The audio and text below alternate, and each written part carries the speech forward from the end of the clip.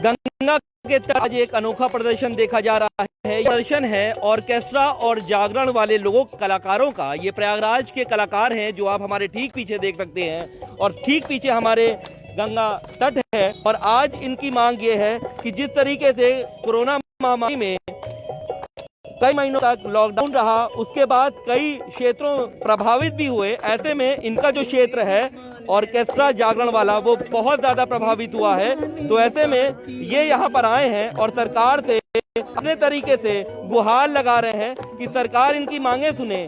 जिस तरीके से अन्य क्षेत्रों में थोड़ा नियम लगा करके सरकार ने उनके कारोबार को खोला है, वैसे ये चाहते हैं कि इनको भी थोड़ा सा नियम लगा करके इनको भी राहत दे।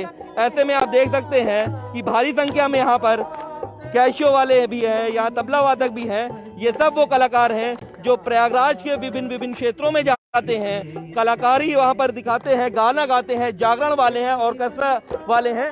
हमारे साथ यहाँ पर अलग अलग क्षेत्रों से, जो प्रयागराज के अलग अलग क्षेत्रों से जो लोग हैं वो यहाँ पर है। हमारे साथ अध्यक्ष जी हैं, हम उनसे बातचीत करते हैं।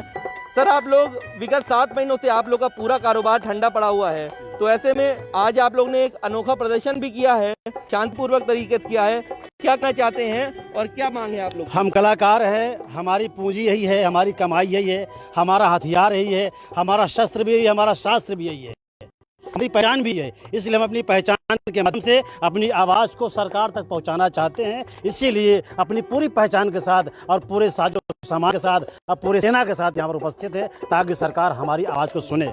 और कहा भी जाता है कि माँ गंगा हमेशा ही सबकी सुनती हैं, तो आप लोग ने इसी माँ गंगा का सहारा लिया है और क्या चाहते हैं कुछ नियम में बदलाव करके आप लोग के लिए भी सरकार? बिल्कुल बिल्कुल, हम माँ गंगा के पुत्र हैं, गंगा पुत्र हम कहे भी जाते हैं। इसलिए हम माँ के चरणों में आए। जब बेटा बहुत परेशान होता है तो माँ के आंचल में ही जाता है, माँ के ही गोद में जाता है। हम लोग गंगा मैया के चरणों में आए हैं, जमुना मैया के चरणों में आए हैं, ये कहने की माँ हमारी भी सुनो। सबकी आपने सुना है तो हमारी भी सुनिए। हमारे 6 महीने से हमारे बच्चे भूख से तड़प रहे हैं, हमारे घर में खाना है कि लाल पड़े हैं, 1 पैसे की कमाई नहीं हो रही, हमारे सारे कारोबार बंद हैं, सारे काम बंद हैं। आखिर हम जाएं तो कहाँ जाएं, कहाँ जाके फरियाद करें, किसके सामने फैलाएं? हम तो सरकार से अपनी बात कह सकते हैं, गंगा मैया से कहते हैं। बिल्कुल, तो देख सकते हैं कि यहाँ पर गंगा माँ सामने ये लोग गुहार लगा रहे हैं। ठीक पीछे गंगा नदी भी है। हम आपसे बात करें कितनी दिक्कतें हुई इन 7 महीनों में और अब आप लोग सरकार से क्या गुहार लगा रहे हैं? 7 महीने दिक्कतों का आलम ये रहा कि सरकार ने हर समाज के हर वर्ग को कहीं ना कहीं किसी न किसी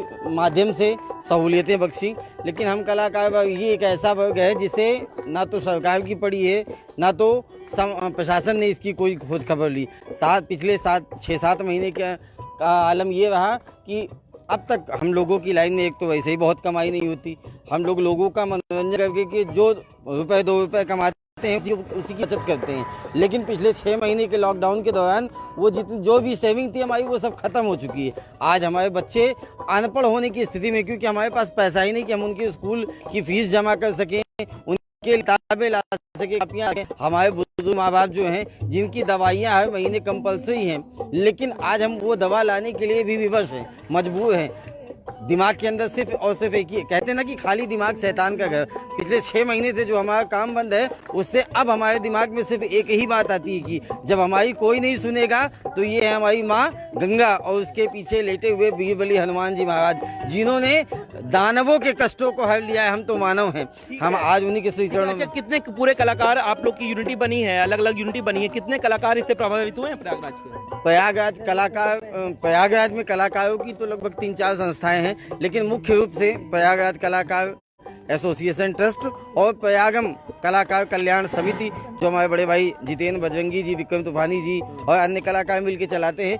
मुख्य रूप से हम लोगों ने इस लॉकडाउन के दौरान अपने जो सेविंग्स थी, जो बचत थी, हम कलाकारों ने आपस में इकट्ठा करके लगभग 500 कलाकारों को तो खाद्यान्न सामग्री की पर्सनल मदद की है, जो उनके घर जाकर आपस में आप दोनों लोग आपस में समझ कर। ठीक है, बिल्कुल। तो आप देख सकते हैं कि यहाँ पर आपस में जो लोग हैं वो एक दूसरे की मदद कर रहे हैं, लेकिन अब जो पेशेंस होता है वो 7 महीने से टूट रहा है। तो ऐसे में ये बताइए कितनी आप लोग को कहते हैं अब और आप क्या चाहते हैं? दिक्कतों का तो आलम यह है कि आज हमारी अपनी इतनी बड़ी बड़ी दिक्कतें हैं कि हमारा घर भी चलाना मुश्किल हो गया है, और हम तो यही कामना करते हैं कि हमें किसी सरकार से कोई मदद नहीं चाहिए, हमें किसी प्रकार की नौकरी नहीं चाहिए, बस हमें हमारे कार्य को करने की पूरी आज़ादी दी जाए। हम अपना भरण पोषण करने के लिए सक्षम हैं, हम हर कार्य कर सकते हैं, हम हर कुछ कर सकते हैं। हमें किसी सरकार से कोई मदद नहीं चाहिए, हमें केवल इतनी आज़ादी चाहिए कि हम अपना कार्य कर सकें, चाहे 100 लोगों के सहित हम काम के सोशल डिस्टेंस का पालन हम भी करेंगे, मास्क का प्रयोग हम भी करेंगे,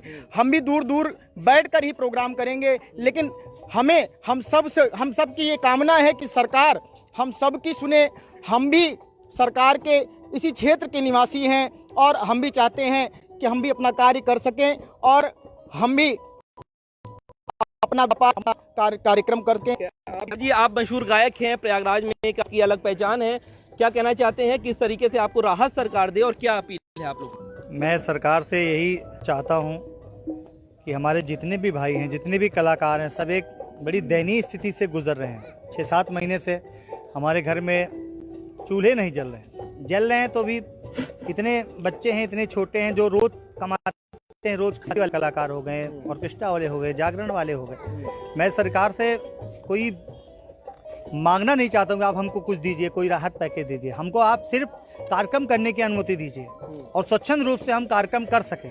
100 लोग, 200 लोग, 300 लोग, जैसे आपने सारी चीज़ों को चलायमान किया, सारी चीज़ आपने खोल दिया है, जिम खोल दिया है, स्कूल खोल दिया है, स्कूल भी खोल देंगे कुछ दिन बाद, जिम खोल दिया, मॉल खोल दिए हैं, बड़े बड़े जगह वहाँ पे लोग जाते हैं। शादियों के लिए 100 आदमी की परमिशन दे दिया है। तो वैसे कलाकारों का भी काम करने का आप हमको भी परमिशन दीजिए। हम सरकार से यही चाहते हैं कि हमें अनुमति दीजिए। आज गंगा के तट पर ये प्रदर्शन कर रहे हैं कि सरकार के एक तरह से मांग रहे हैं कि सरकार लोग की मांग पूरी करे। बिल्कुल, सरकार से यही मांग है, यही निवेदन है, यही अनुनय है, आप तरफ भी ध्यान दें क्योंकि हम कलाकारों ने ही आपको बनाया है। और हम कलाकार भी बड़े बढ़ चढ़ के आपके जितने भी जुलूस निकले, जितनी भी रैलियां हुई, चाहे योगी जी को, चाहे मोदी जी को हो, हर हर गंगे, हर हर वंदे मातरम, हर से आपको बनारस से, काशी से विजयी बनाया और प्रयाग पूरे तीर्थों का राजा है।